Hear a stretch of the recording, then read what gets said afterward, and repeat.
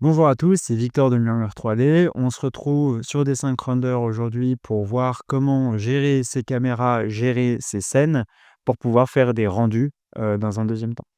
Donc sans plus tarder, c'est parti.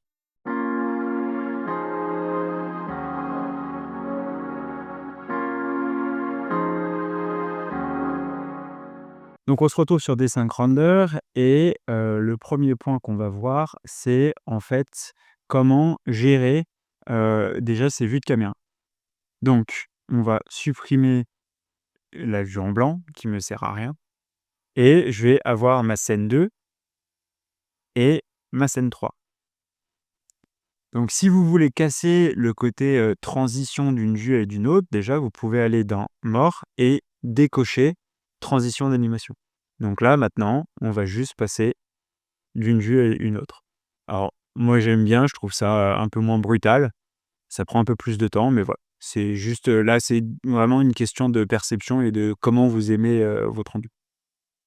Hem Ce qu'on va faire également, c'est que, il y a 2 façons pour renommer nos scènes.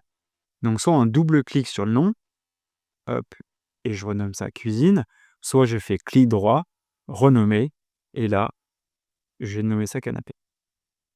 Ce qu'on peut faire aussi maintenant depuis la version 2.11 de Desync Render, c'est qu'on peut sélectionner plusieurs vues et on peut faire un clic droit ou CTRL G pour grouper mes vues ensemble.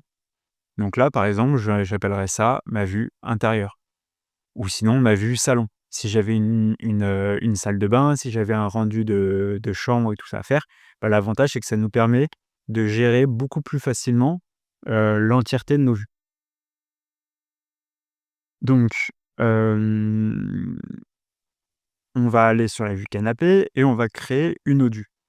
Donc elle va s'appeler scène 1 et ce que je vais faire, c'est que je vais complètement changer ma luminosité. Voilà, je vais mettre une luminosité par exemple, en fin de journée. Hop, voilà. Je mets juste ça, pour vous montrer un exemple, hein. Mais du coup, on va enregistrer cette vue.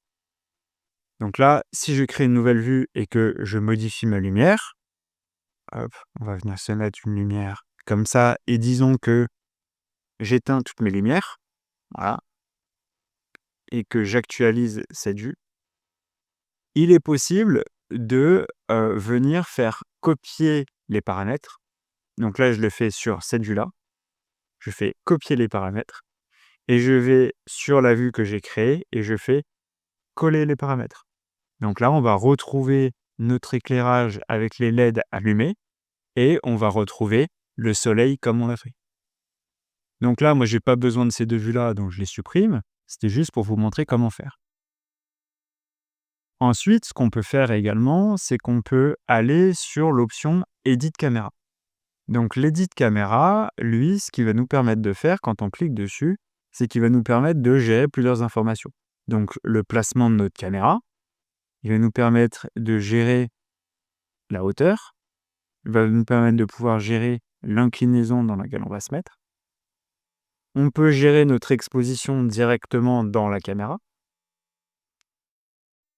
On peut également gérer la perspective. Donc, soit on se met en perspective et si j'exagère, alors je vais faire exprès de me décaler, mais en fait, on voit bien que par rapport à mon trait qui est parfaitement vertical ici, j'ai des traits qui ne sont pas verticaux, qui vont vers un point de chute imaginaire qui se trouverait en haut de mon écran.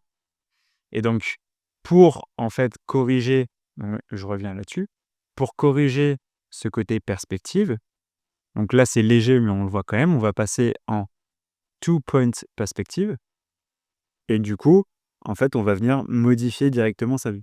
Mais sauf que là, on voit qu'il ne se passe pas grand-chose.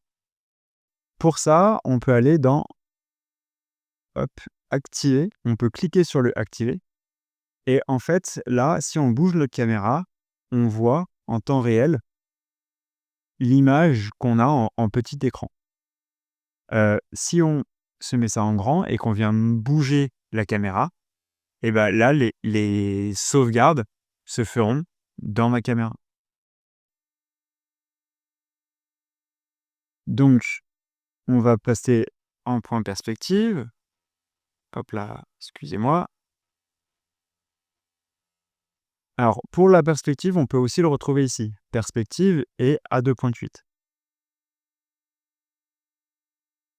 Hop, donc là je suis en perspective et là je passe en 2.8. Donc on voit j'ai légèrement que ma vue change un petit peu pour venir m'aligner mes lignes. En fait, c'est on triche sur la réalité, mais c'est juste que ça rend mieux d'un point de vue rendu. Donc on va vérifier qu'on est bien en 2.8, on va actualiser. J'actualise ma vue et ensuite on va aussi gérer le ratio. Donc généralement, un ratio qui est utilisé, c'est soit le 16/9, soit le 4/3. Heu, Dans le cas présent, moi je vais faire un rendu 16/9 et on voit que j'ai une barre noire qui est arrivée en bas et en haut et qui me montre ce à quoi va réellement ressembler ma vue finale. Donc avec ces informations-là, je vais pouvoir gérer un petit peu mieux ma caméra pour avoir le rendu que je veux. Ensuite, on va avoir le FOV ou la focal length. En modifiant la focal length, on vient changer le FOV. Donc par exemple, là, je vais mettre une focal length de 25. 25, c'est généralement ce que j'utilise pour les rendus en intérieur, mais ça, j'en parlerai peut-être dans une autre vidéo si ça vous intéresse, mais c'est plus une question de photographie et une question de ce que vous appréciez. En fait, ce qu'il faut comprendre avec la focal length, c'est plus je suis proche du zéro, plus je vais avoir une sorte de fisheye. Donc si je me mets à 10 par exemple, hop, si je me donc ce qu'il faut comprendre, c'est qu'on va avoir une sorte de fisheye. Donc si je me mets à 10, on va avoir une vue qui va être très, très, très ouverte et si je me mets à 100, on va avoir un angle de caméra très fermé, très axé sur un point. Donc nous, on va se mettre à 25. Généralement, en intérieur, on va se mettre entre, en fonction de la vue, entre 20 et 50. On ira rarement au-dessus de 50 et on ira rarement en dessous de 20. Donc là, moi, 25, ça me va. Et alors le clipping plane, qu'est-ce que c'est? Le clipping plane, en fait, c'est si je me mets, par exemple, ici et que j'ai mes chaises qui me gênent, et ben, je peux augmenter cette valeur-là et ça va couper tout ce qui est sur le chemin.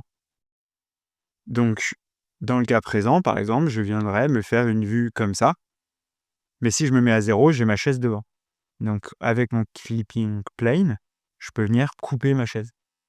Donc si j'ai un mur, par exemple, on va se dire que j'ai mon mur qui est ici, donc mon mur, je ne peux pas le cacher, mais pour avoir mon rendu de pièce, je vais augmenter mon clipping plane et on va essayer de trouver un point, hop, un point où je suis OK avec ma vue en clipping plane. Donc là, je suis censé être dans mon mur si je recule, mais en fait, je viens tricher avec le clipping plane.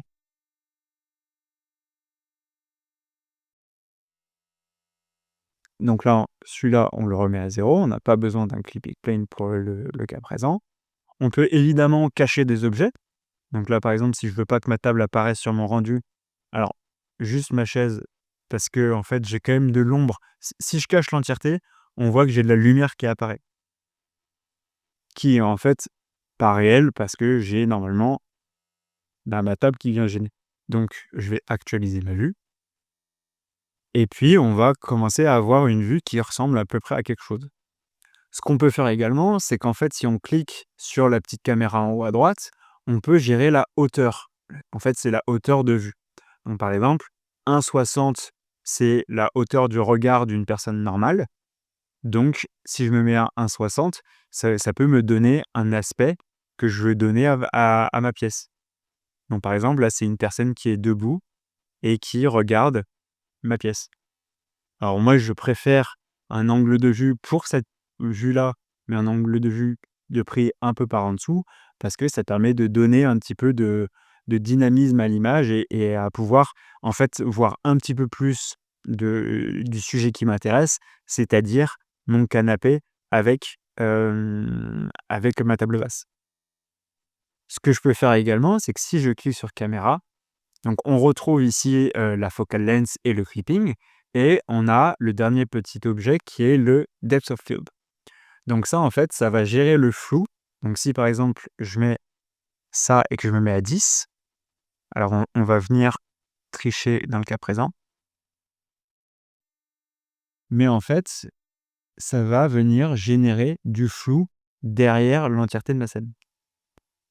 Donc en fait, ça me permet de pouvoir gérer sur, différents plans et différentes informations que je veux donner, dans un rendu. Donc par exemple sur une vue de près, je me mettrai par exemple à 40 avec du flou derrière. Je choisirai ce qui m'intéresse comme rendu. Hop, on va cliquer sur ma tasse. On va changer un petit peu le flou pour pas qu'il soit trop puissant non plus. Et là, on pourrait se créer un angle de vue. Donc là, c'est pas un angle de vue très intéressant, mais ça permet de donner des idées de ce à quoi peut ressembler une scène. Donc, pensez bien à recliquer si votre caméra est en bleu ici, à recliquer dessus pour le désactiver et pour revenir dans la partie, gestion de la lumière, gestion des effets classiques. Ce qu'on peut faire également, c'est que dans le display, on a la grid. Donc en fait, ça c'est une grille qui va nous permettre de placer les éléments importants dans notre image. Donc par exemple, moi je vais essayer d'aligner, mes lignes de force avec des lignes qui me paraissent importantes. Donc là, par exemple, si je m'aligne avec ma ligne qui est ici, bah, ça me permet de recentrer un petit peu mon information. Mais sauf que là, mmh, le sujet principal serait ici. Sauf que moi, je veux que mon sujet principal soit sur mon canapé. Donc je vais pouvoir descendre un petit peu. Je vais reculer, puisque j'ai pas besoin d'être autant en arrière. Voilà. Et là, je créerai une nouvelle vue. Comme ça me permet de comparer entre ma vue 1 et ma vue 2. Là, par exemple, dans ma vue 2, je pourrais rajouter du depth of field pour venir flouter la chaise qui est en premier plan et pour flouter un petit peu mon arrière-plan. Comme ça, en fait, ça vient détacher ma chaise de mon rendu et ça me permet de pouvoir jouer sur différents plans. Ce qu'il est également possible de faire, donc on a vu en cliquant ici qu'on pouvait gérer une caméra avec toutes ces informations, mais on n'a pas accès à cette caméra, on ne peut pas la voir physiquement dans l'espace. Donc pour ça, D5 a créé un bouton qui est ici, qui s'appelle Add Camera, et donc on peut faire Add a camera différent, a current camera. Donc on va commencer par ajouter une caméra classique, et on peut la déplacer dans l'espace, ou sinon en cliquant dans cet angle-là, à gauche, on va aller dans la vue de notre caméra, et on va pouvoir gérer la vue de notre caméra. Donc ça, c'est une autre façon de faire pour quand on a une caméra qu'on qu'on va appeler par exemple caméra canapé. Je vais créer ici un onglet caméra, je vais la glisser dedans. Comme ça, je vais pouvoir garder ma scène propre en fonction de comment j'ai organisé ma scène. Ce que je peux voir aussi, c'est que c'est ce qu'on appelle cramer des lumières. En fait, là, on est beaucoup trop blanc sur mes extérieurs. Donc, pour régler ça, alors je vais revenir dans ma caméra de base, dans la vue qu'on a définie par le passé. En fait, là, on voit que je suis trop blanc. Donc, je vais dans mes effets, et dans les effets, ici, j'ai toute une partie sur laquelle je peux jouer et faire une sorte de post-production, en quelque sorte, mais en intégré dans le logiciel. Donc, par exemple, les highlights, en fait, c'est ça qui va venir casser mes blancs et donc qui va essayer de limiter le côté cramé de mon image. Donc, alors, il ne faut pas le mettre à 100 parce que sinon ça va être un peu trop puissant, mais on peut venir jouer un petit peu sur l'exposition qui est trop forte sur l'extérieur, venir remettre un petit peu, gérer un petit peu le highlight, mais aussi ce qu'on peut faire, c'est que peut-être que ici mon marbre, il est trop clair. Donc on va aller dans la couleur de base et on va venir le foncer un petit peu.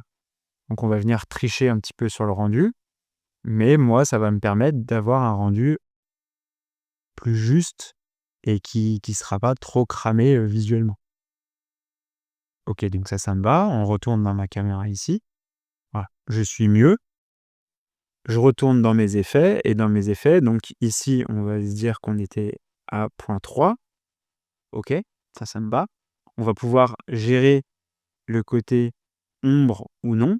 Alors, si j'en mets, ça va être un petit peu trop fort.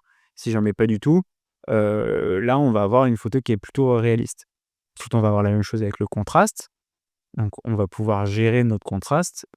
Il faut y aller avec parcimonie, mais on peut, voilà, booster un petit peu les contrastes, sur des 50 heures. Moi, je préfère tout faire dans un deuxième temps sur Photoshop, mais bref, on peut quand même venir jouer sur tout ça. Donc les highlights, là, ça va permettre, on le voit bien dans le ciel, mais ça va permettre de ramener plus de blanc dans mon image. Mes shadows, ça va permettre de jouer sur la capacité d'avoir de l'ombre ou non dans mon image. Le slope, lui, il va permettre, c'est un peu comme le contraste, en quelque sorte, mais celui-là, faut essayer de pas trop jouer avec. Vous pouvez, hein, mais voilà, et essayez de pas trop forcer dessus. Le tint, ça, c'est juste pour venir, modifier la couleur de base de votre image. Nous, ça ne nous intéresse pas dans le cas présent. Le bloom, si on le met à 0, en fait, c'est le côté, sur une, lampe, ça va être le côté un peu, brillant, un peu poussé. Alors il faut le mettre avec parcimonie, mais c'est intéressant d'en mettre un petit peu. Le flair, lui, qu'est-ce que c'est? Le flair, en fait, on le voit que quand on regarde le soleil ou quand on regarde une lampe. J'ai pas de vrai soleil, alors je vais mettre un vrai soleil pour pouvoir bien vous le montrer, mais comme ça, voilà. Et en fait, le lens flare, c'est, les effets qui apparaissent sur certaines photos, par exemple, qu'on peut vouloir d'un certain rendu. Donc il faut y aller avec parcimonie, mais ça peut être intéressant de travailler avec. On a aussi le rainbow flare. Bon, ça, c'est à peu près la même chose. C'est le côté, rainbow autour de ma source lumineuse. Donc nous, dans le cas présent, on veut pas de flare non plus. Le vignettage, lui, il permet en fait de venir, donc si je me remets dans ma vue de base, mon vignettage, en fait, lui, il va me permettre de noircir mes angles et de garder mon centre ouvert. Donc ça peut être bien pour recentrer l'attention sur un sujet particulier. Chromatic aberration, bon ça, on n'en a pas besoin, mais ça peut être un effet qu'on veut donner à notre image. Et la saturation, si on se met à -1, on va être, complètement en noir et blanc. Si on se met à 1, on va être beaucoup trop saturé. Donc ce que vous pouvez faire, c'est que vous pouvez vous mettre à 0 de base et diminuer un petit peu la saturation pour venir casser un petit peu des lumières. Ensuite, on a l'ambient occlusion. Ça va nous permettre de gérer notre ambient occlusion. Donc là, moi, je me dis que ça me paraît pas mal, j'ai pas trop d'ombre, donc ça, c'est bien. Ma Z-Def, ça me permet de pouvoir gérer en fonction de ce que je veux, donc c'est comme le depth of field. En fait, c'est ça qui va nous gérer, ça, c'est quand on alors les 2, le AO, le Z-Def et le Highlight Mode, c'est vraiment ce qu'on veut utiliser en post-production. Donc moi, je vous conseille de pas jouer avec si vous faites pas de post-production, mais ça peut être utile. Et ensuite le highlight mode, lui, il permet de faire, de déligner absolument tout mon modèle. Donc là, dans le cas présent, j'en ai pas besoin, mais ça peut être intéressant de le savoir. Le color grading, ça, vous l'avez que dans la version pro et vous pouvez jouer sur vos lumières globales, vos ombres, vos, lumières, neutres et vos lumières hautes. Donc en fait, mes lumières hautes, je peux venir décider de complètement modifier la couleur. Donc là, on va faire un reset. On n'en a pas besoin. Et du coup, si on clique sur maintenant image en haut, on arrive sur ce menu-là. Alors, on se retrouve sur cette partie-là. Je vais me déplacer pour qu'on puisse continuer à voir ce qui se passe. Hop, je vais me mettre ici. Très bien. Donc, en premier, on a image ou panorama. Panorama, c'est pour faire un rendu 360. Je ferai une vidéo à part entière sur ce sujet, mais ça peut être utile de le faire. Ensuite, ici, vous avez votre fauve et votre focal length. Ça, moi, je vous conseille de ne pas y toucher parce qu'on a déjà fait tous les réglages avant de notre caméra. Ensuite, on va avoir le ratio. Donc, si on veut être en 16 ou en quart, Moi, je vais me mettre en 16/9 parce qu'on a fait tout le travail de notre caméra pour être en 16/9. Ici, je vais pouvoir gérer la qualité de mon rendu, donc si c'est du 2K, du 4K et ainsi de suite. Donc si par exemple je clique sur 4K, on voit bien que ça modifie mes valeurs ici. Donc là, je vais mettre en 2K et je vais cliquer sur le côté channel. Channel, si je vais dedans, en fait, ça va me faire des rendus différents en quelque sorte, qui vont être, séparés pour chaque case qu'on a cochée. Donc par exemple, le sky, ça va me faire un rendu noir et blanc où en fait le blanc sera mon ciel et du coup sur Photoshop, on pourra juste sélectionner le blanc pour pouvoir modifier notre ciel. Donc en fait, on va pouvoir, heu, permettre d'être un peu plus précis dans la post-production. Donc ça, je vous montrerai sûrement une vidéo, dans le futur sur comment, gérer, tous ces calques. Là, dans le cas présent, j'ai pas besoin de ma ZDef, donc je vais le décocher. Et enfin, le format, là, on a tous les types de formats, PNG, JPEG, TIFF et ainsi de suite. À droite, on va avoir Render. Donc si on clique sur Render, on va directement lancer le rendu. Moi, je préfère pas faire ça. Moi, je préfère cliquer sur Add to Render Queue. Donc si je clique sur Add to Render Queue, ici, il s'est passé quelque chose, mais qu'est-ce qui s'est passé? En fait, c'est en haut à droite, on voit qu'on a notre image, heu, qui s'est mis ici. Donc si par exemple, dans l'exemple présent, je viens avec contrôle sélectionner ces 2 images-là, je me les mets en 16/9, en 2K, channel, je décoche ça et que je fais Add to Render Queue, là, ça me permet d'avoir l'entièreté de mes scènes dans le Render Queue.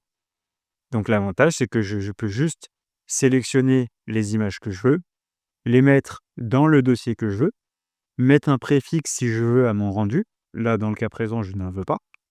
Et je peux quand même, encore une fois, rentrer dedans pour me vérifier des paramètres. Donc là, si je veux par exemple enlever la transparence ou la garder, si je veux changer le type de rendu ou si je veux changer la qualité, je ne peux pas encore le faire. Ce qui est bien, c'est quand même de l'avoir fait en amont, mais ça me permet de le voir. Ici, avant de lancer votre premier rendu, moi je vous conseille de vérifier que vous avez bien Auto Close D5 After Rendering Finishes.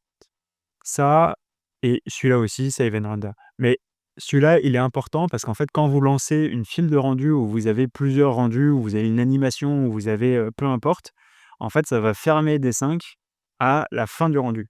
Donc en fait, ça va sauvegarder votre GPU et votre CPU et du coup, vous allez, garder une bonne santé de votre ordinateur et vous n'allez pas le faire tourner pour rien alors que vous avez fini votre rendu. Donc voilà, c'est tout pour, cette vidéo. On a vu comment faire un rendu, comment bien organiser ses scènes avec, la partie, scène list. Donc si ça vous a plu, n'hésitez pas à vous abonner, à mettre un pouce bleu et à me laisser des commentaires. Moi, ça me fait plaisir et puis, ça me pousse à continuer. Mettez aussi dans les commentaires les sujets que vous aimeriez que je traite dans les prochaines vidéos et puis, j'espère que vous allez passer de joyeuses fêtes et à l'année prochaine.